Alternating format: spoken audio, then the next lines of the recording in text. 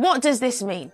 This exodus has cost Labour control of the council and sent shockwaves through the party's ranks. The councillors, now calling themselves the Broxtowe Independents, have accused Starmer of abandoning traditional Labour values. Starmer is on borrowed time, and his own ministers are looking to get rid of him in a massive revolt.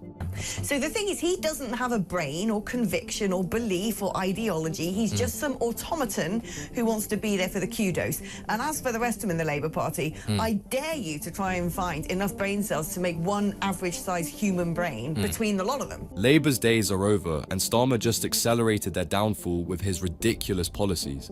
I mean, they've been a terrible government, the worst in my lifetime so far in the first 5 or 6 months. We gave them a brief honeymoon period to see what they were going to do, and it quickly transpired that they had over-promised by a country mile in the election campaign and then under-delivered by an equal margin. So the British public gave Starmer a golden chance and he bottled it. So now everyone wants him gone. Well, Prime Minister Keir Starmer is facing quite the local revolt that could have far-reaching implications for his leadership and the future of the Labour Party. 20 councillors from Broxtowe Borough Council in Nottinghamshire have resigned from the party altogether. This is a sudden exit of the group and was led by council leader Milan Radulovic, a Labour Party member for over 4 decades. Terrified Starmer is desperately trying to save himself as the much-awaited Labour revolt finally comes. This exodus has cost Labour control of the council and sent shockwaves through the party's ranks. The councillors, now calling themselves the Broxtowe Independents, have accused Starmer of abandoning traditional Labour values. So here are some of the key issues that have led to this split. Winter fuel payments. The government's decision to axe those winter fuel payments for 10 million pensioners has been met with fierce criticism. The councillors argue that the move betrays core Labour principles of supporting the vulnerable. The Labour Party is falling apart thanks to Starmer's constant betrayals and tone-deaf policies. Local government reorganisation. Starmer's plans to create super councils have been interpreted by some as an attack on local democracy. Milan Radulovic, the former Labour leader of Broxtowe Council, described it as nothing short of a dictatorship. Starmer was also blasted for increasing bus fares by up to 50% and betraying the WASPy women. Starmer's behaving like a third world dictator, and the people are outraged over his stupid plans. It means a loss of council control. Labour's representation on Broxtowe Borough Council has plummeted from 26 to just 6 councillors. This loss of control in a Labour-held area is a significant blow to Starmer's authority, as well as electoral implications. A recent MRP poll by More in Commons suggests that if an election were held today, Labour could see its MP count reduced from 411 to just 228. Labour is losing all support as everyone is done with this nightmare government. Milan Radulovic stated, "I cannot support and will not support another centrist government intent on destroying local democracy and dictating national policy from a high pedestal." He said the final straw was the issue around blocking 10 of our candidates from standing as county council candidates, a decision the council leader previously described as a centrist purge. He hopes this is a wake-up call for Labour Party at both a regional and national level. The left of the party does appear to be in revolt. Starmer's trying to shamelessly sabotage the revolt, but they're coming for him, and that might not be a good thing for us. No, what we're concerned about is the fact that we've been blocked, and say 10 of our councillors have been blocked from standing as candidates, and that imposition we consider, and I consider, to be totally unacceptable. These are dedicated, hard-working, the grassroots supporters of the Labour Party. They're the people who knock on doors, they're the people who deliver leaflets, they're the people who try to give hope to local groups and organisations. Abandoning the die-hard Labour supporters and ministers might be the biggest, most idiotic blunder by Starmer. On the doors, people are saying to us, who's going to represent us? And nobody does represent them anymore. So we are making the stand. My message to Keir Starmer is, come and talk to us, come and talk to me. Don't send us the diktats, don't send us suspensions or other measures to keep us quiet. Actually come and talk to us about what we can do and work together. Starmer's behaving like a coward because he knows it's over for him as he tries to weasel out of the problem. It's because they are protecting the establishment, the civil service and the establishment. The establishment in this country takes all the wealth for itself. It takes all the prosperity. It takes every opportunity to promote itself. And it's us, the working class, who are paying far more tax as a proportion of our earnings to keep them in the lap of luxury that they're in. The disgusting truth is out. Starmer's only serving the liberal elites while the working class people suffer. Everyone saw this coming, but we decided to give Starmer the benefit of the doubt. The self-proclaimed man of integrity, Keir Starmer, turned out to be the biggest hypocrite of them all. He whined a lot about cronyism when he was in the opposition, and now he's serving his own cronies. That's a prime example of Starmerism that we're all suffering from. But this revolt comes at a challenging time for Starmer's government. A recent YouGov poll revealed that voters see Labour as incompetent and dishonest, with only 12% saying the party has been successful so far. There have been accusations too that the Labour Party executive is parachuting loyal members into safe seats, blocking candidates who are critical of the leadership. Labour is in crisis mode, but it's too late as everyone knows just how incompetent they are now. There's simply nowhere left to run for this idiotic lot. Every single attempt at damage control by Labour is met with brutal humiliation as the entire nation is uniting to slam them. Starmer has managed to single-handedly ruin everything for the Labour Party, and it's safe to say that they won't be winning another election anytime soon. In fact, Starmer is already scheming for ways to win the next election, and it's as delusional as you'd imagine. Well, the criticism over the winter fuel payments is particularly damaging. Labour's own analysis from 2017 suggests that thousands of pensioners could die as a result of these cuts. This puts Starmer in a very difficult position, defending a policy that seems to contradict his party's previous stance. And the accusations of centralising power through super councils also touch on quite a sensitive issue for many Labour supporters who value local democracy and community-level decision-making. It's as if Starmer is trying to make all the wrong decisions possible. Scrapping the winter fuel allowance was a blunder that nobody will forgive him for. Make no mistake, Labour had all the data available and they knowingly made the decision to freeze thousands of pensioners. Starmer and Rachel Reeves are not only incompetent, they're disgustingly anti-British. Just a few months into this government and we're already reeling from all the damage that Starmer and his cronies have caused to this nation. Unfortunately, things are only going to get worse in this new year as Starmer is as clueless as he is tone deaf.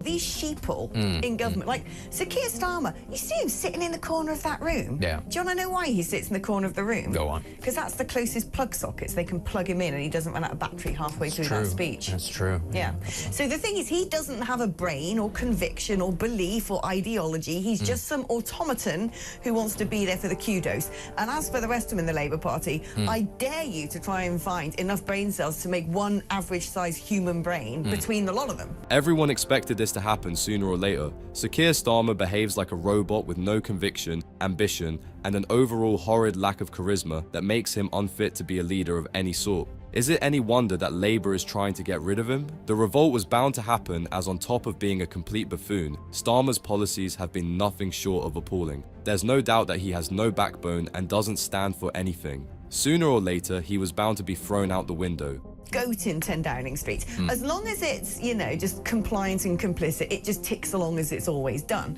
What you need is someone, you know, it's really going to change here when someone big with conviction and motivation and belief and an agenda gets in and goes like, we're actually going to do things.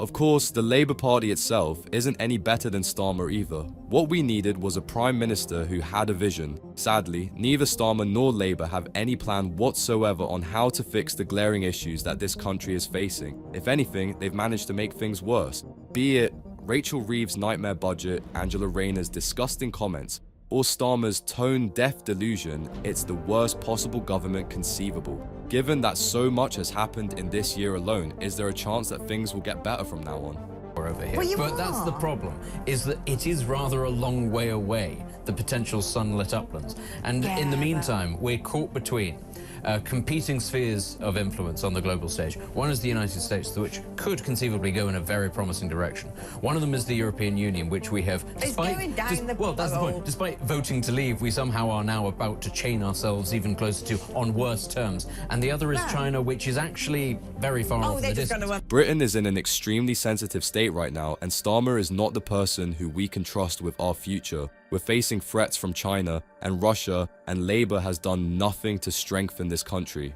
As for our allies, instead of pursuing stronger relations with America, Starmer and his cronies are busy saying appalling things about Donald Trump. Sadly, none of these idiots realize the potential consequences of doing so. We'll get horrible trade deals from America, and as for Starmer's beloved European Union, he's trying to chain us down to them again. How does Starmer manage to mess up our foreign policy on every single front? Do you think that this Labour Party would actually do that, though? Do you think I reckon they would. Do you really think that a government that's prepared to trash children's education over very, petty sort of ideological points would actually go, yeah, do you know what, we're going to turn the boats around? No, they aren't. No, I reckon they will. They are a good 5 to 10 years behind the rest of the Western world. They are still signed up to this idea. The British public wants to be optimistic, but things are not looking good. There's a lot of things that Starmer and Labour can do to regain support, but it's as if they want everyone to hate them. Starmer and his cronies have a secret agenda in place, and it's much worse than you can imagine. It's not just plain incompetence that's leading them to make such stupid choices, they're pushing their secret plan that only serves the liberal elites and clobbers the rest of us. A, that the international community is a thing and that its opinion matters. And B, that, Britain is all open and that migration is fantastic. The rest of the world is waking up to the fact that if you just have sort of untrammeled migration and it's very sort of unpicky and anybody can come in, and you marry that to a welfare state and you marry that to an unproductive economy, that it'll work out. Everyone else is getting it, but they aren't. And I don't think they're going to. Ironically enough, Labour and Starmer promised progress, and now they're the most backward people in this nation. How pathetic is it when they can't take the two major problems seriously that everyone is complaining about? Immigration has been left unchecked for so long that now it has become a crisis and there seems to be no way out of this mess. Of course, it doesn't help that Starmer is tone deaf and lives in a delusional fantasy land where everything is sunshine and rainbows. Either way, he's about to get a harsh reality check by these 20 Labour MPs that are going to get rid of him. I don't think that they are. I think that they're very ideologically driven. If I'm being completely honest, I think it's very foolish. I think it's very foolish to just sort of take them as these sort of empty shells. I think they do have an ideology. I just think it's very out of date, even for progressive Western Europe. You're definitely right when it comes. They're going to trash our economy. Oh, that's true. The economy's gone under Labour. Yeah, this is the continuation of Blairism, but a good almost 2 decades after the end of Blairism. Make no mistake, Starmer and his cronies do have a plan, and it's to make your life miserable. They've shoveled all our taxes and resources into socialist ideological madness, like the green energy programs and inflation-busting pay rises to the unions. Time and time again, Starmer has betrayed the British public, and the polls are devastating for the Labour Party. Starmer's approval ratings are in the gutter, and for good reason. This government has been nothing short of shambolic for the future of our country. Can I just talk about what is going on? So we've got a mega poll here showing just how badly Labour would do. This is the first big poll we've seen since Labour came into power. So they go from 411 seats down to 228. That pretty much puts them neck and neck with the Tories. Reform goes up to 72, the Lib Dems on 58. This poll is much more important than you'd think, as it reveals two very major things. Thanks to Starmer, Labour has lost more than half of its seats, and that just goes to show how pathetic this government has been. In just a few months, he has managed to lose the trust of the entire nation, and it's only downhill for Starmer from here onward. What's more interesting is the second point. It's not just no-name ministers that are losing their seats. Labour's biggest names are set to be utterly demolished if an election took place. There's also the number of cabinet ministers who would lose their seats as a result. We would see people like Angela Rayner, the Deputy Prime Minister, go. Couldn't happen to a nicer lady. Yvette Cooper, the Home Secretary, John Healey. Defence, Ed Miliband would be out as well. Energy Secretary, Bridget Phillipson. Jonathan Reynolds. That should concentrate minds in the Labour Party, shouldn't it?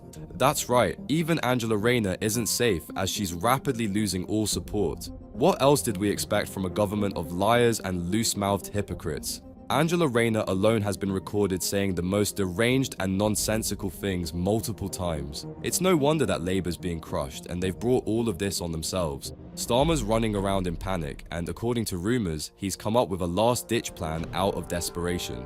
I mean, they've been a terrible government, the worst in my lifetime so far in the first 5 or 6 months. We gave them a brief honeymoon period to see what they were going to do, and it quickly transpired that they had over-promised by a country mile in the election campaign and then under-delivered by an equal margin. So The biggest thing, David, I think we can learn from this poll is that the scales have fallen from the eyes of the British voters. The saddest thing is that the only reason Labour won the election to begin with was because the British public was fed up with the Tories. Now, the people are waking up to reality and realising that even if the Tories had their flaws, they were not nearly as idiotic as this government is. Everyone seems to agree that this is one of the worst governments Britain has seen in recent memory, and it's entirely the fault of Starmer and his cronies. I just don't understand why the government, which has had so long to think about policies, has such a lack of understanding about most policies, and particularly policies that affect the rural countryside. Yeah, I'm with you entirely on that, and it's for a relatively small amount of money that the Labour government is going to earn or save through these measures. The same with VAT on school fees. It looks as though they've just got their sort of bogeymen out there. It'd be one thing if Starmer and his gang were introducing unpopular policies that were good for us in the long run. The reality is that everything they're doing just doesn't make any sense whatsoever. It's ludicrous how an entire government is behaving like they're beyond stupid and have no idea what they're doing. All the promises that Starmer made during the elections turned out to be false. Naturally, as Labour's own ministers are plotting to boot Starmer out of government, rumours are flying around that Starmer has a delusional escape plan in mind. Well, a new bombshell poll out in the Mail on Sunday today shows a third of Brits think Keir Starmer will be toppled within a year, within the next 12 months, while two-thirds, they say he's doing badly just 6 months into the job. And there are strong whispers that the PM may even call a general election sooner rather than later. Now that a huge number of Brits have turned against Starmer, the 20 ministers that are revolting against him are gaining even more support. As expected from Sir Keir, he came up with the worst possible plan to save himself. Instead of getting a grip of the party and trying to fix the countless mistakes he has made, Starmer thinks he can just run away early and be re-elected in the next elections. He wrote today, with potential chaos on the right, some close to Downing Street say conversations have taken place about whether to call an early election in 2027. One source told Shipman, the feeling is Keir doesn't necessarily want 10 years, but he does want 2 terms. I think 2027 is underpriced. If Starmer really thinks the Brits will ever trust him again, he's in for a harsh reality check. In what bizarro world does Starmer and his cronies live in where they think that the Brits have any faith left in them whatsoever? The audacity of Starmer to set his sights on another term in government is simply priceless because it's never going to happen. But I thought the incredibly telling thing about Labour in that article by Tim Shipman was the report that one of Ed Miliband's colleagues, so I'm going to assume a fellow cabinet minister, said that it's a very inexperienced cabinet. The only minister who really knows how to work the system is Ed Miliband, and Ed is the one we don't want to be a success if we want to win the next election. And I think those kind of splits at the very heart of Labour this early on are really quite concerning. It's no secret that Labour is in crisis mode. There's one internal revolt after another, and while Starmer is trying to sabotage others, the 20 ministers that want him gone are gaining momentum. Pair that with the immense pressure that Reform UK and Nigel Farage are putting on this government. Things are pretty bad for Sir Keir. If Starmer was smarter, he would have tried to turn things around in a much better way instead of calling for elections sooner and hoping for the best. But I think it reflects what people feel generally about what this government's done in its first 5-6 months in power. They don't feel that Starmer's leadership has been effective. They don't feel that missteps have been made, wrong decisions are coming through, they can't see where the government is trying to go. There's been resets, milestones, missions, etc., etc. People, none of that stuff cuts through with people. Yeah. We were talking about it before. People want to see politicians deliver. Do what you said you'd do. Smash those gangs. Deal with growth. You said you'd bring growth to the economy. Bring it. Starmer's government has been nothing short of a jumbled up, chaotic mess, and it's the exact opposite of the kind of stability that this country needs. We've seen dozens of promises made by this government, and they've managed to betray every single one of them. There's just no point in expecting anything good for them anymore, and they've lost all credibility. But yes, if they want to see 2 terms and two-tier Keir wants to see 2 terms Keir, he probably has to see it earlier. Very good. He probably has to see it earlier. But that would just be a wargaming thing. What they really need to do is focus on delivering for the British people, and then they won't have a problem. Can I just ask, before I bring in Paul, and let's ask him, why do you think he would want 2 terms? Not necessarily 10 years, but does he want to be like his Hero Tony Blair? What is it? It's really as simple as that. If Two-Tier Keir wants to be re-elected in the next general elections, then he better clean up his act and get a grip. There's still time to do something about the horrific messes that he has created, and if he manages to do so, the people just might forgive him. Do it now, get people on side, show them that you understand that the economy is what matters, and then people will feel confident and things will change. But if you're telling us that the Labour Party strategy is 4 years from now, we may see something positive, I don't think Starmer will last. The one thing in Starmer's big defence is it's really hard to get rid of a Labour leader. Well, and Prime Minister, even Prime harder. Minister, even harder. Yeah. And that might mean that they can't shift him. It's now or never for the Labour Party and Keir Starmer. If Starmer doesn't deliver on the promises and milestones that he has announced, then it's over for him. There's no way the British public will vote for him or the Labour Party for another decade, to say the least. Meanwhile, the ministers that are revolting against him are picking up speed and Starmer's surrounded from all sides. He's panicking and having a mental breakdown, but we've had enough of his shambolic government. The ministers are forcing him to be held accountable, and that's something you can help out with by liking the video and subscribing to the channel.